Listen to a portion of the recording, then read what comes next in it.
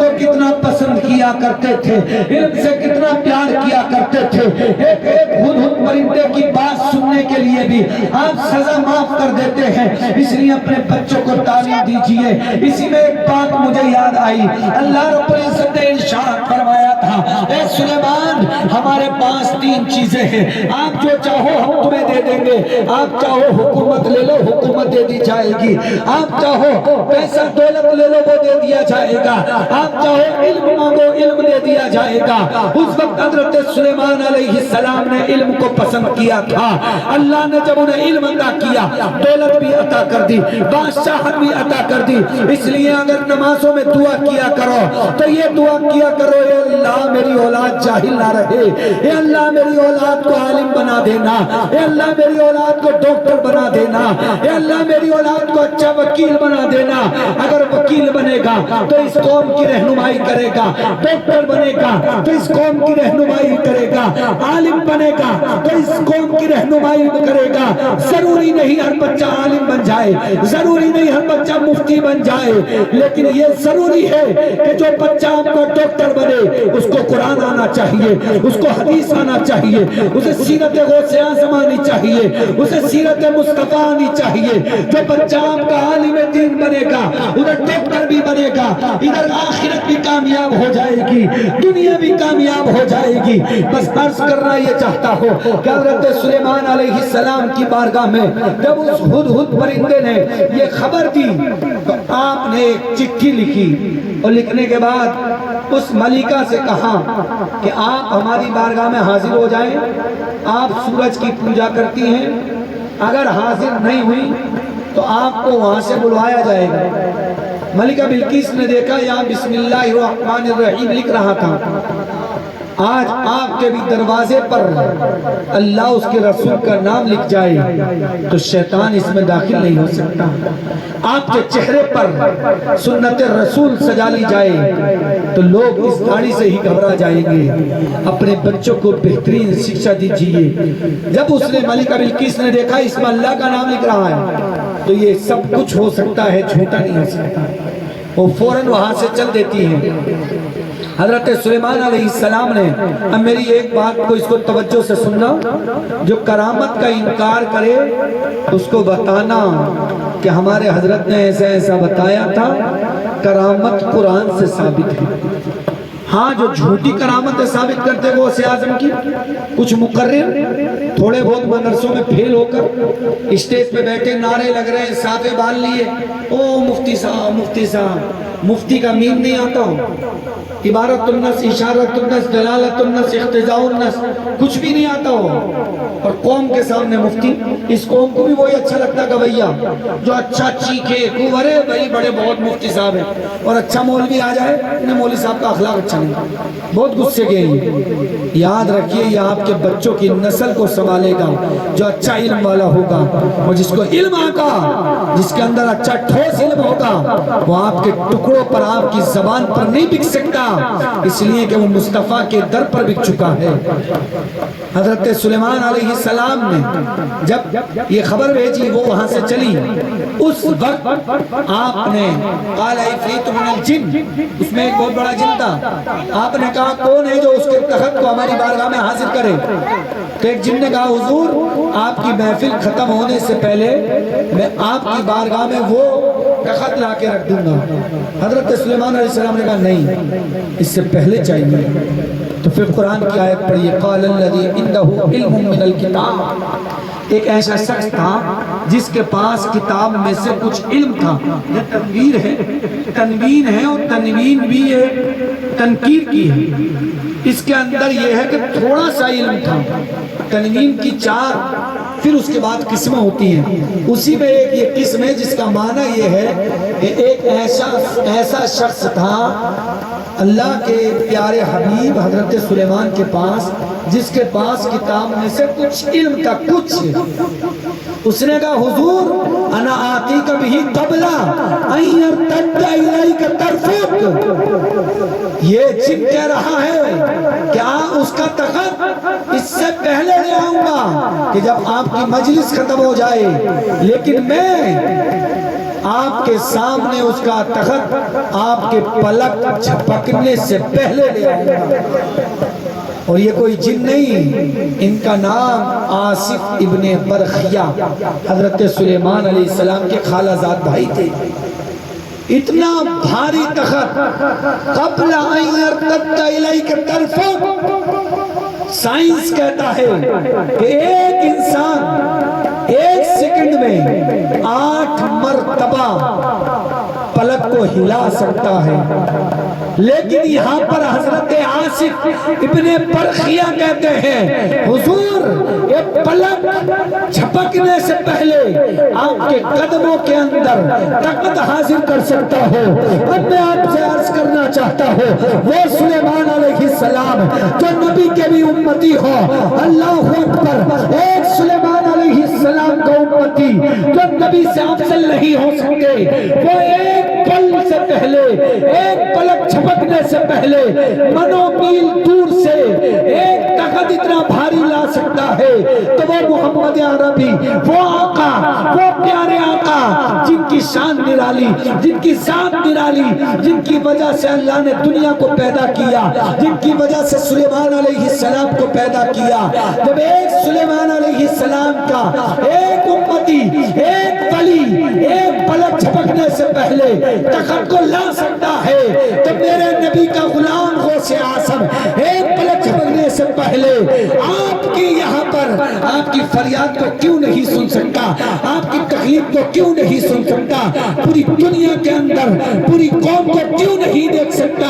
یہ تو اللہ کا کرم ہے، وہ چاہے تو پوری دنیا کو میرے غوث کے ایک ہتھیلی میں دکھا دے، وہ چاہے تو میرے غوث کو پوری دنیا کو ایک سیکنڈ میں دکھا دے۔ وہ میرا رب ہے، وہ جو چاہے وہ کر سکتا ہے، اس سے بڑھ کر کوئی نہیں ہو سکتا۔ تو جو حضرت سلیمان علیہ السلام کا امتی اتنا بڑا ہو سکتا ہے، تو میرے نبی کا امتی کتنا بڑا ہوگا۔ اس لیے حضرات محترم، میرے غوث کی وہ شان ہے جن کی کرامت بے مثال، جن کا علم بے مثال، جن کی خلوت بے مثال، جن کی جلوت بے مثال۔ آپ کی کرامت دیکھیں، آپ بارہا علماء سے سنتے ہوں گے کہ کبھی آپ بیٹھے ہیں درسگاہ کے اندر بیٹھے ہیں، لیکن سمندر کے اندر آپ کے ہاتھ سے کوئی کشتی اٹھ رہی ہے۔ کبھی آپ ایک جگہ بیٹھے ہیں 70 مریدوں کے کھانا کھا رہے ہیں، کبھی ایک جگہ بیٹھے ہیں ایک مرغے کی ہڈی جمع کر کر ایک مرغے کو زندہ کر دیا کرتے ہیں، کبھی آپ پوری رات عبادت کرتے ہیں، پوری رات نمازیں پڑھا کرتے ہیں۔ اللہ اکبر۔ اس لیے غوث اعظم کے چاہنے والوں، غوث اعظم کی کرامتیں کوئی پوری رات بیان کرے تو بیان نہیں ہو سکتی۔ میرے غوث کی سب سے بڑی کرامت، سب سے بڑی کرامت میں آپ کو بتاؤں، میرے غوث کی سب سے بڑی کرامت یہ ہے کہ میرے غوث کی پوری زندگی میں کبھی بھی ایک قدم، ایک لفظ، ایک نگاہ، ایک کلام، ایک علم کا کوئی بھی گوشہ خلاف شرع نہیں ہوا۔ یہی سب سے بڑی آپ کی کرامت ہے۔ ولی کہتے ہیں اللہ کے دوست کو، اللہ کے محبوب کو، یار کو، اور ولی کے لیے کرامت ضروری نہیں ہے۔ لوگ سوچتے ہیں جو کرامتیں دکھائے گا وہی ولی، نہیں، ولی کے لیے اتنا کافی ہے کہ اس کو ضروریات دین آئے اور پوری زندگی اس کا قدم خلاف شرع نہ اٹھے، وہ ولی ہے۔ یہ ولی کی ڈیفینیشن کوئی رد نہیں کر سکتا ہماری۔ کیا خلاف شرع اس کا قدم نہ اٹھے، عشق رسول اس کے سینے میں ہو اور اس کو ضروریات دین آئے، یہ اس کے لیے کافی ہے۔ یہی اسے ولی کہتے ہیں۔ اس لیے حضرات محترم، غوث کا معنی آتا ہے حاجت روا۔ ہمارے غوث، اللہ نے انہیں اتنی پاور عطا کی ہے کہ وہ ہماری حاجتوں کو سنتے ہیں۔ غوث اعظم کے چاہنے والے ہو تو میرے غوث پوری رات نماز پڑھا کرتے تھے۔ اے مسلمانوں، تم بھی نماز شروع کر دو۔ غوث اعظم اپنی ماں کا ادب کرتے تھے، ماں کا کا ادب و احترام کیجئے. آپ مجھ جیسے ان جیسے ہزار لاکھ مفتیوں کے ہاتھ چوم لو, ہزار مفتیوں کو ہزار مسافے کر دو, اگر ماں راضی نہیں تو کوئی مفتی, کوئی عالم, کوئی غوث, کوئی غریب نواز تم کو بچا نہیں سکتا. اس لیے اپنے گھروں کے ماحول کو سنبھالیے. آج ہمارے معاشرے کے اندر, گھر کے اندر اخلاق بہت برا, روڈ پر آ کے اخلاق بہت اچھا. اخلاق اسے کہتے ہیں جو اپنے پریوار کے لیے اچھا ہو. اپنے بھائیوں کی مدد کیجئے. غوث اعظم کا اگر سچا ہی آپ عاشق ہیں تو اپنے ماں باپ کا ادب و احترام کیجئے, اپنے بڑے بھائیوں کا احترام کیجئے, 5 وقت نماز پڑھیے. ایک مرتبہ غوث اعظم سے ایک دھواں آیا تھا, اس نے کہا تھا اے غوث اب تجھے عبادت کی ضرورت نہیں, تو بہت بڑا ہو گیا. غوث اعظم نے کہا اے ملعون تو شیطان ہے, تو مجھے بہکا رہا ہے, میں اللہ کا بندہ ہوں, میں اس کی ہمیشہ عبادت کرتا رہوں گا. غوث اعظم کی زندگی کے 2-4 پہلو بس 2 لفظوں میں. غوث اعظم نے بچپن سے علم حاصل کیا, اپنے بچوں کو علم حاصل کرائیں گے, بولیے انشاءاللہ. غوث اعظم کی ماں عالمہ تھی, اپنے بچوں کو بچیوں کو عالمہ بنائیں گے, بولیے انشاءاللہ. غوث اعظم رضی اللہ تعالیٰ عنہ کی پوری زندگی میں کبھی نماز نہیں چھوٹی. آپ کی نماز نہیں چھوٹنی چاہیے. اس لیے قیامت کے دن جب نفسی نفسی کا عالم ہوگا, وما ادراک ما سقر, لوگ پوچھیں گے جہنم میں کیوں گئے, قالوا لم نکن من المصلین, تو سب کہتے ہوں گے کہ ہم نماز نہیں پڑھتے تھے. غوث اعظم کی دیکھ, سچ کہہ رہا ہوں, 1000 دیکھ بریانی بنا لیں آپ, اور آپ بے نمازی ہیں تو یہ بریانی بورڈر تک نہیں پہنچے گی, بغداد تو بہت دور ہے.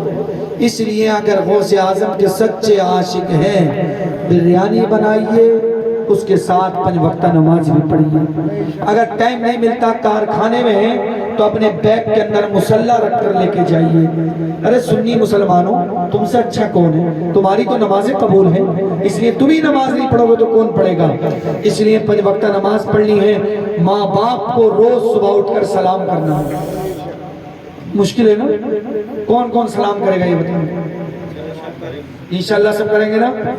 جن کے ماں باپ دنیا سے چلے گئے, رات کو سوئیں گے تو کلمہ طیبہ درود شریف پڑھیے, کل پڑھیے, اور کہنا ہے پروردگار میری دنیا میں ماں ہوتی اس کے قدم دبا دیتا, باپ ہوتا سر پہ تیل لگا دیتا, لیکن پروردگار مجبور ہوں, میرا باپ تو منو مٹی میں چلا گیا, لیکن یہ اللہ تجھ سے کچھ بھی دور نہیں, اے اللہ میرے باپ کو وہاں سکون دے دینا, میں یہاں سے پڑھ رہا ہوں. اس لیے حضرات محترم, اپنے باپ کا احترام کرنا, گھروں کے اندر اچھا اخلاق پیدا کرنا, نمازی بننا, اپنی مسجدوں میں, انہی مسجدوں میں اپنے بچوں کو بھیجیں جن بچوں میں آپ کو اچھا عقیدہ مل سکے کہ محمد سے وفا تو نے, تو ہم تیرے ہیں, یہ جہاں چیز کیا لوہو قلم تیرے ہیں, محمد کی محبت دین حق کی شرط اول ہے, اگر ہو اسی میں خامی تو سب کچھ ناممکن.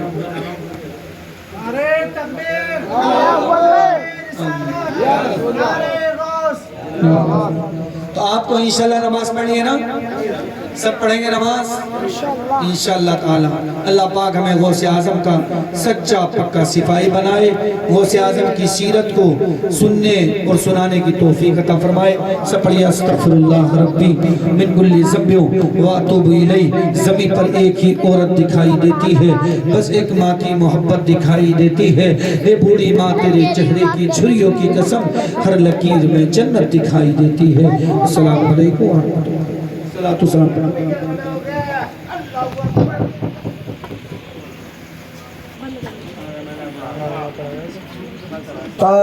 تاجدار حرم اے شہنشاہ دل, تاجدار حرم اے شہنشاہ دل, تم پہ ہر دم کروڑوں درود و سلام ہو. نگاہ کرم ہم پہ سلطان دی ہو.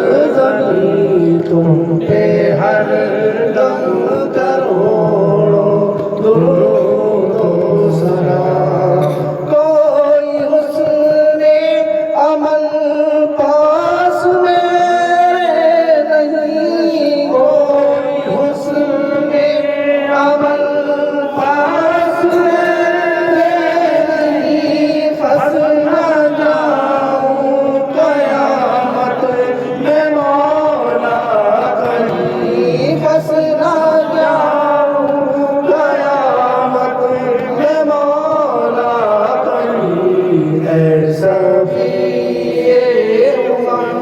لاج رکھنا تمہیں ایسا یہ لاج رکھنا تمہیں تم پہ ہر دم کروڑوں درود و سلام موت کے باپ کر دو نگاہ کرم موت کے باپ کر دو نگاہ کرم کاش اس شان سے نکل جائے تم سنگے در پہ تمہارے ہو میری جگہ سنگے در پہ تمہارے ہو میری جگہ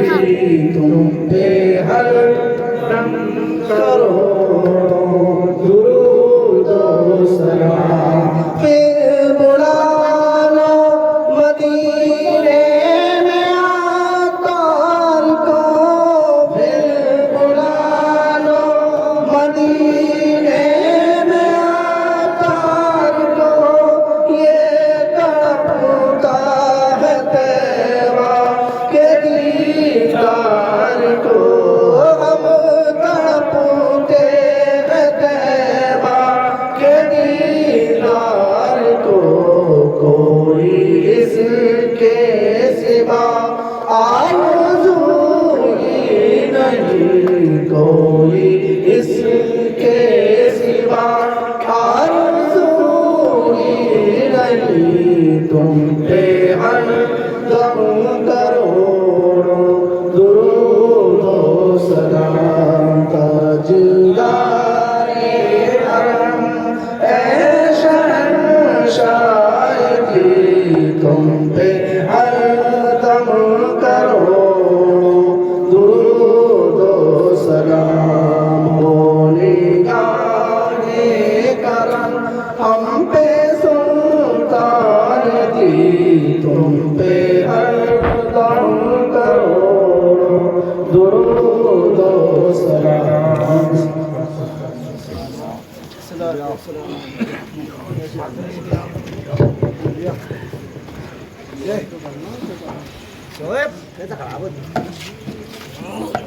أعوذ بالله من الشيطان الرجيم بسم الله الرحمن الرحيم قل يا أيها الكافرون لا أعبد ما تعبدون ولا أنتم عابدون ما أعبد ولا أنا أعبد ما عبدتم ولا أنتم عابدون ما أعبد لكم دينكم ولي دين بسم الله الرحمن الرحيم قل هو الله أحد الله الصمد لم يلد ولم يولد ولم يكن له كفوا أحد بسم الله الرحمن الرحيم قل هو الله أحد الله الصمد لم يلد ولم يولد ولم يكن له كفوا أحد بسم الله الرحمن الرحيم قل هو الله أحد الله الصمد لم يلد ولم يولد ولم يكن له كفوا أحد بسم الله الرحمن الرحيم قل أعوذ برب الفلق من شر ما خلق ومن شر غاسق إذا وقب ومن شر النفاثات في العقد ومن شر حاسد إذا حسد بسم الله الرحمن الرحيم قل أعوذ برب الناس ملك الناس إله الناس من شر الوسواس الخناس الذي يوسوس في صدور الناس من الجنة والناس بسم الله الرحمن الرحيم الحمد لله رب العالمين الرحمن الرحيم مالك يوم الدين إياك نعبد وإياك نستعين اهدنا الصراط المستقيم صراط الذين أنعمت عليهم غير المغضوب عليهم ولا الضالين بسم الله الرحمن الرحيم ألف لام ميم ذلك الكتاب لا ريب فيه هدى للمتقين الذين يؤمنون بالغيب ويقيمون الصلاة ومما رزقناهم ينفقون والذين يؤمنون بما أنزل إليك وما أنزل من قبلك وبالآخرة هم يوقنون أولئك على هدى من ربهم وأولئك هم المفلحون وإلهكم إله واحد لا إله إلا هو الرحمن الرحيم إن رحمة الله قريب من المحسنين وما أرسلناك إلا رحمة للعالمين ما كان محمد نبا أحد من رجالكم ولكن رسول الله وخاتم النبيين وكان الله بكل شيء عليما إن الله وملائكته يصلون على النبي يا